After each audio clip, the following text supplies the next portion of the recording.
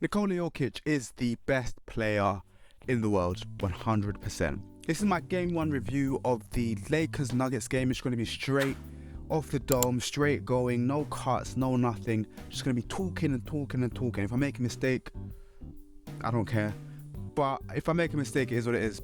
Cool, so I really just want to talk about how Nikola Jokic is genuinely the best player in the world. He really is. And for the longest time, I've said, it's possibly first, second, or third. You know, you've got Giannis there, Joel Embiid, we won't talk about him. I was going to make a rant video about Joel Embiid because Joel Embiid just wasn't what we thought Joel Embiid was in the playoffs. I mean, just looking at Joel Embiid's stats in general, Joel Embiid every year except 2019, I think. And in 2019, he only played 4 games. But every other year he's been in the playoffs, his playoff stats have been worse every single year. It is the opposite for Nikola Jokic. And for the better players in the NBA, once they get to the playoffs, they elevate to a certain level. They improve. You know, we see that with Stephen Curry every single playoffs. We see that with LeBron James every single playoff. And while that may not resonate with counting stats for LeBron James necessarily, but we see an improvement in his style of play. And that's what the greatest players in the world do. And Nikola Jokic is one of the greatest players in the world. He is the greatest player in the world. And he's putting himself on a pedestal where he might prove himself by the end of his career to be the greatest European player of all time. I mean, Victor Wembanyama is coming, but by the end of Nikola Jokic's career, we might think that. So Nikola Jokic started this game off. The Lakers wanted to play small ball with him. They thought they might have something there. I'm not sure what they thought would have. Obviously, Nikola Jokic is quite a physical presence down low, and it just didn't really work at all. Nikola Jokic started off the first quarter, got double-digit rebounds in the first quarter, and had Rui Hachimura guarding him. It wasn't exactly working out for anyone. V8 with Jared Vanderbilt is not V8 no more, and Rui Hachimura trying to guard him despite him being basically 7 foot tall and them not even touching 6'9". Didn't really work for Darvingham, and then he switched it up, had Anthony Davis on Nikola Jokic, and we saw less rebounds. I mean, I say we saw less rebounds. He still ended the game with 21 rebounds, but we saw Nikola Jokic. I think what's really impressed me with the Nuggets is that they've adjusted. When they lost the game to, who did they lose their game to? Who did they play in the last round? The Phoenix Suns. They lost the game in the Ball Arena, did they? Well, they lost the game. And it was a game that Nikola Jokic scored 53 points. 53 points, I think it was 11 or so rebounds. And in that game, we can see the players were playing one-on-one. There's a Nikola Jokic attacking a man one-on-one in that game. We saw him attack DeAndre Ayton specifically, attack Jock Londale specifically. And that didn't really help them. So now we saw him do DHOs, dribble handoffs, top of the key, high post moves, and it's helping facilitate for everybody else, giving everyone else a shot, and still letting Jokic enter his own bag. You know, that floater, that touch at the top is beautiful. And at the end of the third quarter, we saw him hit that circus shot 3. I don't even know if he thought it was going in. I think he said after, he's just happy he went in. The craziest shot, and he's got the most high-arcing shot in the world where it's above his head and he just flicks it up. And it's straight over Anthony Davis. Even Anthony Davis was impressed.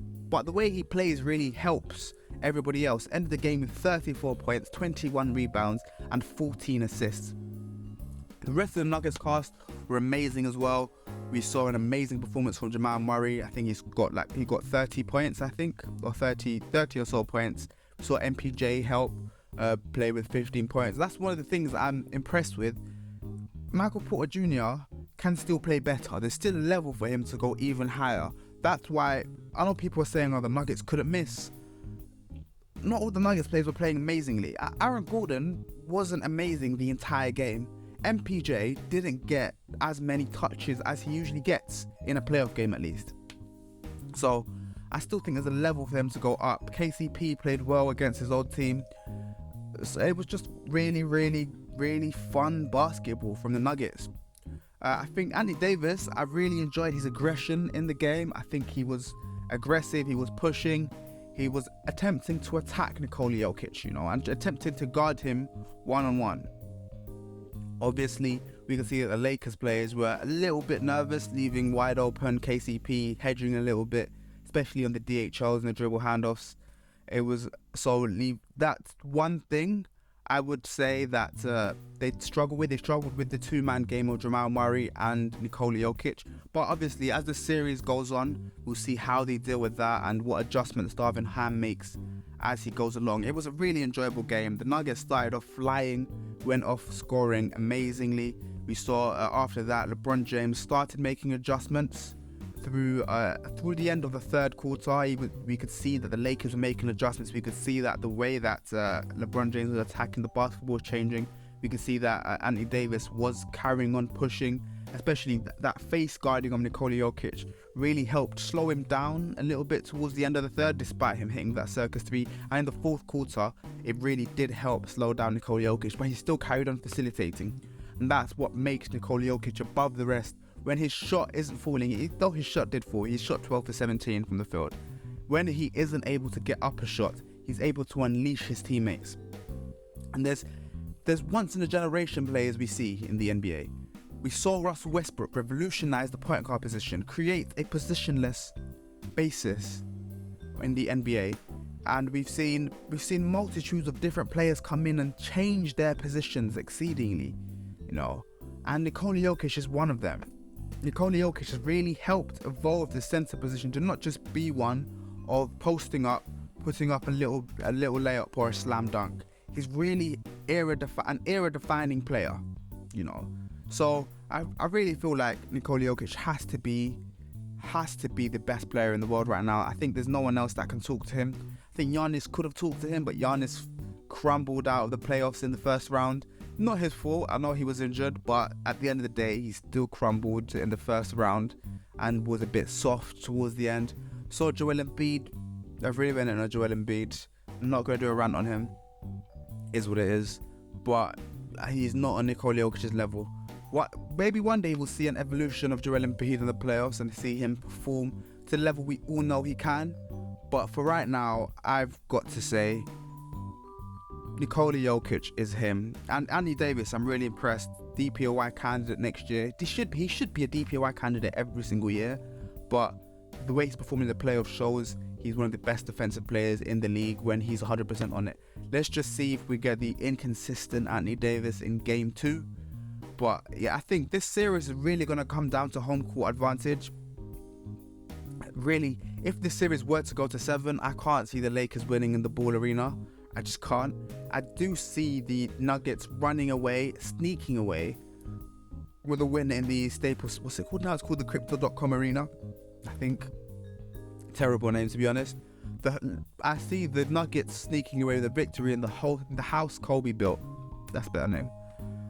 But really and truly, great performances across the board. Really fun game. Great performances from LeBron James. Great performance from Anthony Davis. Great performance from KCP.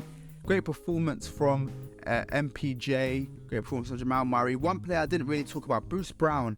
The energy he brings when he steps on the floor is amazing, and it really helps keep the spirits up when Nikola Jokic isn't on the floor. It really helps because when Nikola Jokic isn't on the floor, we see the numbers clear as day.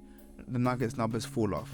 But when you have a player like Bruce Brown coming in, still able to give points, still able to keep the team energized, it makes a real difference, especially in the playoffs. So I'm really impressed with him, and finally really impressed with the best player in the world, Nikola Jokic. Don't forget to subscribe. Boom.